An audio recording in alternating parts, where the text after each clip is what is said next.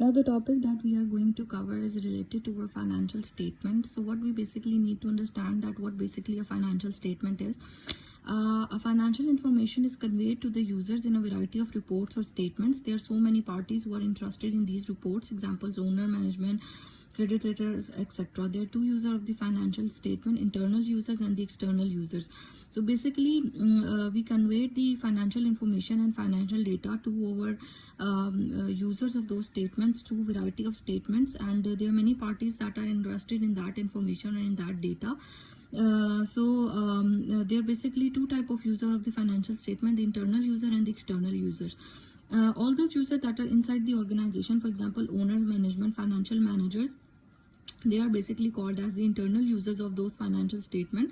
And the financial reports are specifically designed to meet the particular needs of the internal users. External user, the reports to the external users are need to be more standardized, and they need to be more elaborated. For example, the external user of the information or data can be shareholders, it could be stakeholders, it could be creditors, and it could be suppliers. So basically we are having two type of important financial statements. The one is the income statement and the second one is called as the balance sheet.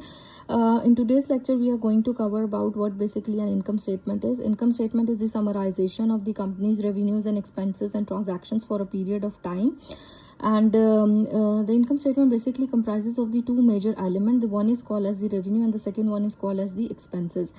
Revenue is basically the inflow of assets in return for the services performed or the products delivered. For example, service revenue, rental income, interest income. Basically, revenue is that when you are providing the goods or the services to the another party and you're receiving any inflow or you are receiving any cash in return of that, that is basically called as your revenue. And expenses is basically the cost of the goods and services used in the process of obtaining that revenue. For example, salaries, utilities expense, insurance expense, etc. And expenses is basically that in order to provide the goods or the services, what is the cost that has been incurred in providing that goods or services, that is basically the expense associated with that. That could be the salaries or the wages of the employees, it could be insurance of the employees, it could be advertisement expense, and so on. Net income or net profit is basically when the revenues for the particular period of time they exceed the expenses.